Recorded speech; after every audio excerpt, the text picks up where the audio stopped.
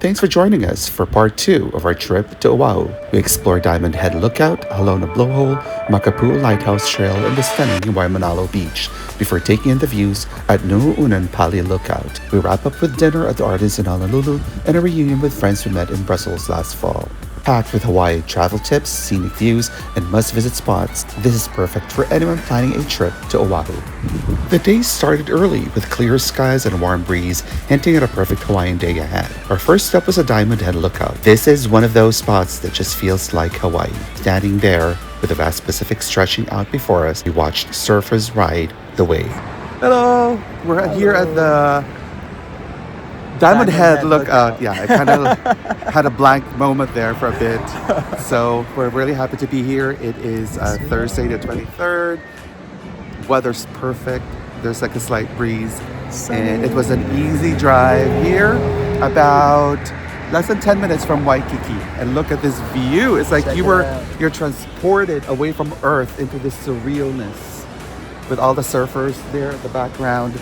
So happy to be here, and we can't wait to explore this area more. Aloha! Aloha! This is another shot of the beach down from the Diamond Head Lookout. It's just so pristine. And I love the coconut trees down there. Or see them, because there's more than one. And just an amazing place to explore. So if you're in Waikiki, this is a must visit for sure. The sun had just started casting its golden glow, making the coastline look even more stunning. It was a kind of peaceful, unfiltered moment that made us stop and just appreciate where we were. And of course, no morning in Honolulu is complete without Leonard's Bakery. We got there early, but the line was already forming because, let's be honest, everyone knows this place is legendary, and as soon as we got our box, we dug right in. And let me tell you, the Malasadas were perfect. Warm, airy, and covered in just the right amount of sugar. We went straight for the custard-filled ones, although we bought 2 of each, so we had a dozen. But the creamy center melting into the soft dough with every bite is a kind of treat you have to eat immediately, even if it means covering yourself in sugar. We didn't care. As you can see here, it was totally worth it. Perfect. Fueled by Malasadas, we hopped into the car and headed east along Waimanalo Highway, one of the most scenic coastal drives on the island. The road hugged the cliffs, with nothing but ocean to our right and rugged volcanic landscapes to our left. Our next stop, Halona Blowhole. Fueled by Malasadas, we hopped in the car and headed east along Waimanalo Highway, which is one of the most iconic scenic coastal drives on the island. The road hugged the cliffs with nothing but ocean to our right and rugged volcanic landscape to our left. If you've never seen a blowhole before, it's like nature's own fountain show. Every time a wave crashes into the lava rock, water forces its way through a hidden lava tube and erupts in the air like a geyser. So we've been coming to this place for so many years, every time we visit Hawaii. And the blowhole, or I believe it's called Hanalo or Hanale, I'm not sure, but I'll verify that, has been like a must visit for a lot of tourists, and this is why.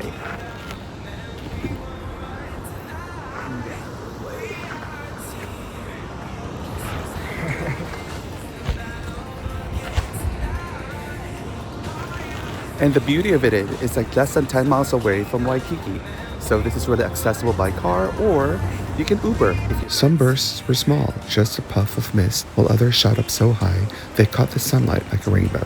The power of the ocean here was unreal, yet you could feel the ground shake with each surge. Right next to it is Eternity Beach, a tucked-away little cove with golden sand and some of the bluest water we'd ever seen. I stood at the top, watching the waves crash into the cliffs, completely mesmerized. From there, we made our way to Makapu Lighthouse Trail, ready to tackle what we thought would be a quick and easy hike.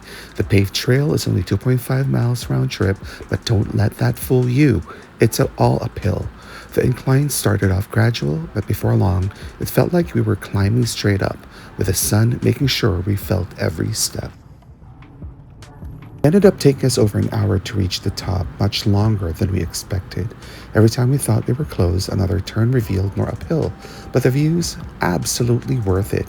As we climbed higher, the deep blue ocean stretched endlessly, with Rabbit Island or Manyan Island just offshore.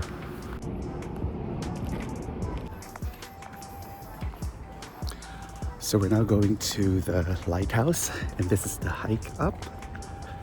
It's gonna take us about 30 minutes, I think. So it's warm, but it's not too hot. So this is tolerable with a breeze. And with a view like that, how can you go wrong, right? It ended up taking us over an hour to reach the top, much longer than we expected. Every time we thought we were close, another turn revealed more uphill. But the views, absolutely worth it.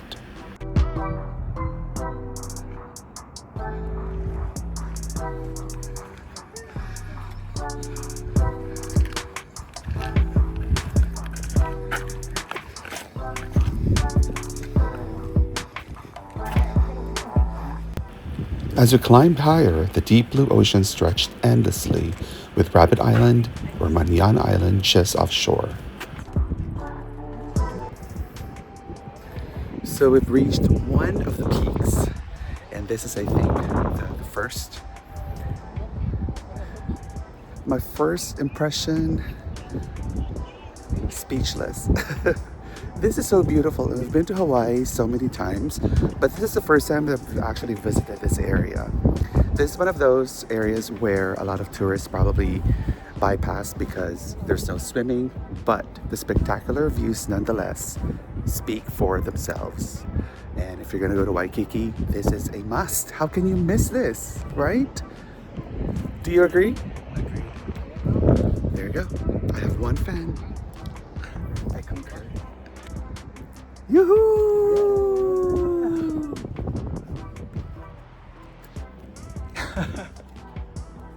Yes! The Makapuu Lighthouse Trail is one of those places that goes beyond just being a nice hike. It's an experience that completely immerses you in the raw beauty of Oahu. From the moment you step onto the trail, the vastness of the Pacific stretches out before you, an endless horizon of deep blue that seems to pull you in. The climb is deceptive, but not overly steep. We're almost there. That's what we've been saying for the last 700 feet. But we're getting there. Yes, we are. Huffing and puffing, but we'll be. Yeah. But long enough that you feel every step under the hot Hawaiian sun. We're on a stretch break. As you can see. I did not prepare for this, but it's okay. We prepare every day. Just when you think you've seen the best view, another curve in the path reveals something even more stunning. The wind picks up the higher you go, wrapping around you like an invisible force, reminding you of the sheer power of nature. So we finally made it. How do you feel? Tired. Yeah, Sweaty.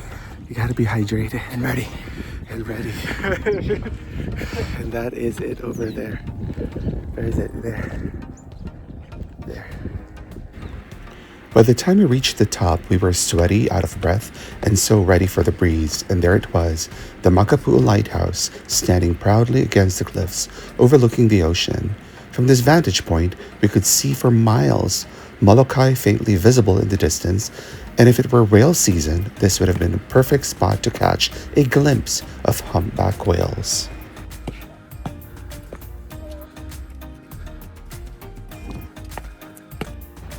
The contrast of the volcanic cliffs against the shimmering ocean is something no photo can truly capture.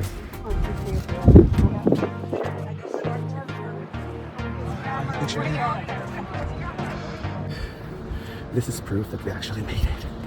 Yay. After like, 45 minutes. We finally got up here. It's just a testament that whatever you put your mind and heart into, you can achieve. The cliffs, forged from ancient lava flows, are rough, jagged, and weathered by centuries of relentless wind and salt. Their dark, earthy tones stand in stark opposition to the Pacific's endless expanse of electric blue, which shifts in color depending on how the sun hits the waves. One moment a deep cobalt, the next a vibrant turquoise.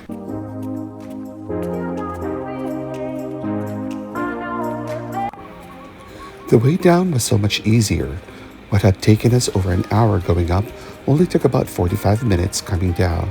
It felt effortless, and we finally had time to fully enjoy the views without focusing on how much further we had to go. Feels completely different, lighter, almost dreamlike. Because now every step is taken with a memory of what you just saw. It's a kind of place that just doesn't leave you with great pictures, but a feeling so powerful, it stays with you long after.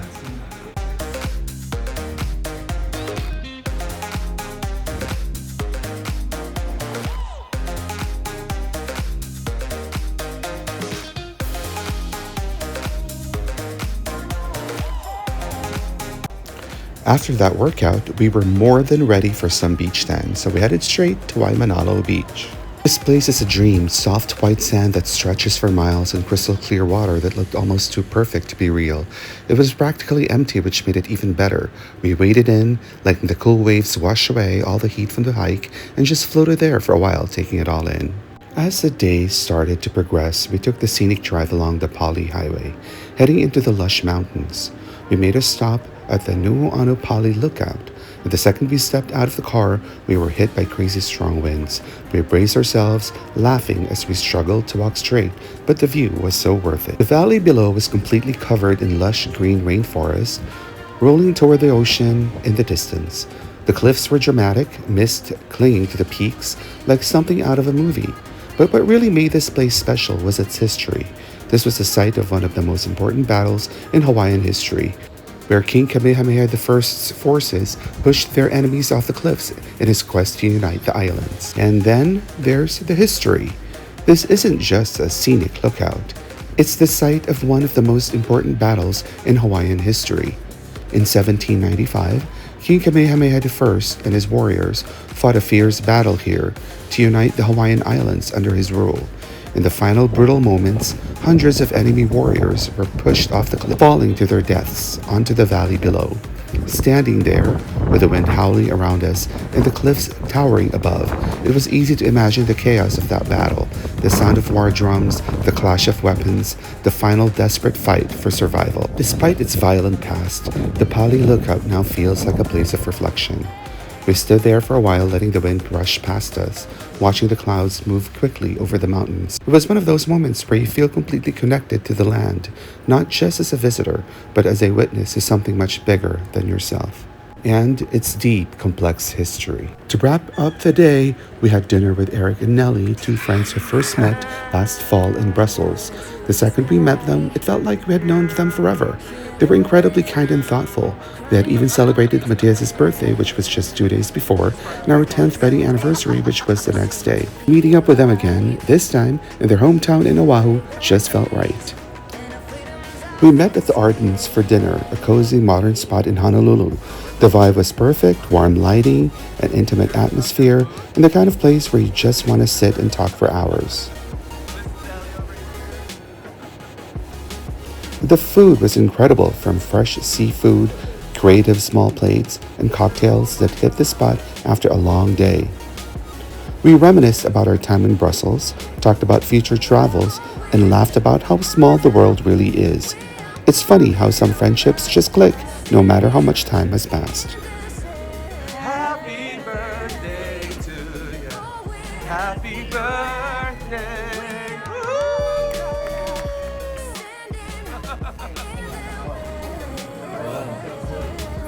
So January 21st, I'm gonna remember two people.